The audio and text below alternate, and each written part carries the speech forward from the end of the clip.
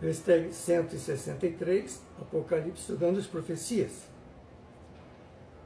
Bom, depois de sabermos o que constitui Babilônia, não será difícil decidir o que significa a declaração de que Babilônia caiu.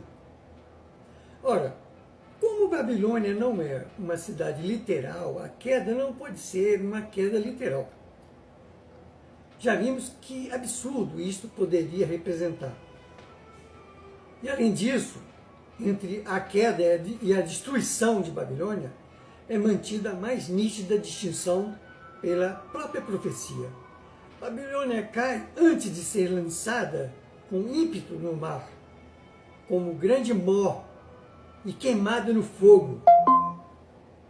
A queda é, portanto, uma queda moral, porque depois da queda é dirigida a voz ao povo de Deus que ainda está em contato com ela. Sai dela, povo meu! E o motivo da ordem de sair é para que não sejas participante dos seus pecados e para que também não recebas as suas pragas, que nem ela vai ter de receber pela lei de causa e efeito. Isto é, pela implacável volta, que é a lei do retorno. Né? Como diz São Paulo, que ninguém se iluda, Deus não se deixa escarnecer. Aquilo que o homem semear, isso mesmo terá de colher. Se ele estivesse aqui hoje, ele diria que ninguém se iluda, Deus não é otário. Tá? Vocês que pensam que são malandros, que vão enganar Deus, estão ferrados, para não dizer outra coisa. Pode praticar as suas infâmias, mas vai recebê-las todas de volta. Pode trair, mas será traído. Pode esmagar, perseguir, mas será esmagado, será perseguido. Mas o tempo não marcha em vão. Não sairás da prisão até pagares o último ceitil, porque está na lei, é da lei. Babilônia, portanto, ainda existe para pecar, porque suas pragas são ainda futuras depois da queda. Os que fazem Babilônia se aplicar exclusivamente ao papado pretendem que a queda de Babilônia seja a perda do poder civil pela igreja papalina. Mas tal opinião não se coaduna com a profecia por vários motivos. Estamos vendo que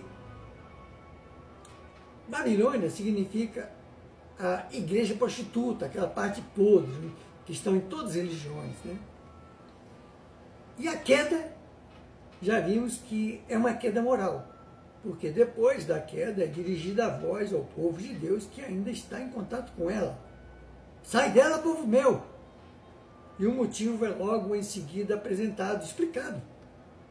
Para que não sejas participante dos seus pecados e para que não recebas as suas pragas. Babilônia, portanto, ainda existe para pecar. E as suas pragas são ainda futuras depois da queda. Já vimos também que os que querem reduzir Babilônia ao papado pretendem que a queda de Babilônia fosse a perda apenas do poder civil da igreja. Mas essa interpretação não combina com as profecias sobre vários aspectos. Primeiro, vamos começar aqui. Babilônia cai porque faz todas as nações beber do seu vinho ou instila entre elas falsas doutrinas.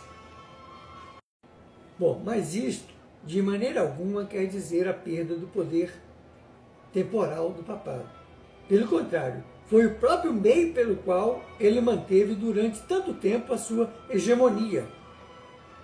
Segundo, por causa da sua queda, Babilônia tornou-se o coito de espíritos imundos e aves desprezíveis, mas este não é, para Roma, o resultado da perda do poder civil.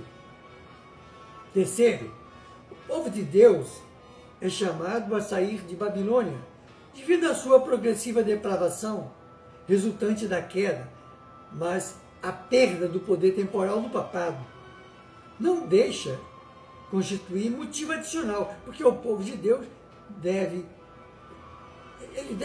deixar aquela igreja. Os motivos dados por que Babilônia experimenta essa queda moral é que a todas as nações deu a beber do vinho da ira, não cólera, mas intensa paixão da sua prostituição, há apenas uma coisa que isto se deve referir: as falsas doutrinas com que ela corrompeu as verdades puras da palavra de Deus, a embriagar reis e nações com suas fábulas agradáveis. Dentre as doutrinas contrárias à palavra de Deus, isto é, a Bíblia Sagrada, que as falsas doutrinas ensinam, também pode ser mencionadas as seguintes. Primeiro, a doutrina de um milênio temporal, isto é, 1000 anos de paz, de prosperidade e justiça sobre todo o mundo, antes da segunda vinda do Cristo.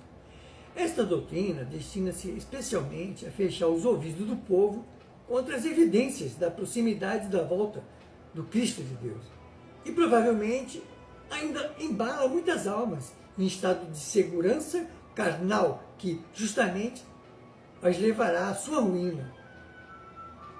Como nenhuma heresia jamais arquitetada pelo grande inimigo da verdade, a santa ignorância, que se chama Satanás, um homem ignorante é Satanás. Uma mulher ignorante é Satanás. Um pregador ignorante é Satanás. Sacerdote de qualquer religião ignorante é Satanás. Satanás não é uma entidade à parte. Não existe dois poderes, Deus e Satanás. É toda criatura ignorante a serviço do mal é Satanás. Só que cristão verdadeiro, mesmo, ele não é ignorante. Se é ignorante, já não é o cristão verdadeiro. Contudo, só o Cristo pode dizer quem são os verdadeiros cristãos. E ele deixou um regulamento para que estes possam ser identificados. E se encontra em seu Evangelho, segundo São João, capítulo 13, no versículo 35. Porque no 34 está um novo mandamento, que é a ordem dele, que seria o 11º mandamento do decálogo de Deus, que é amai-vos uns aos outros como Jesus nos amou. E no 35 ele diz lá, nisto que é a regra para reconhecer os cristãos, nisto conhecerão os que sois meus discípulos, se tiverdes amor uns aos outros, como ele nos amou. Não é com o amor do homem, que o homem não sabe o que é amar. É com o amor de Jesus, aquele amor que ele deu o exemplo, o amor incondicional. Então Jesus disse lá, novo mandamento vos dou. João capítulo 13, versículo 34. Isso aí a gente tem que guardar.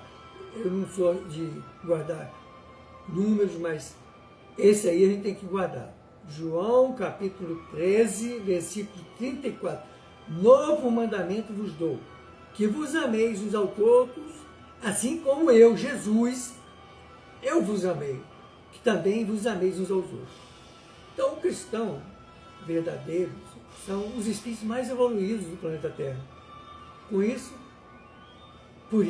que admite a convivência religiosa de qualquer religioso de outra religião, porque sabe que todas as religiões são de Deus. E só há, na verdade, no final, um rebanho único, que são aqueles que amam com esse amor.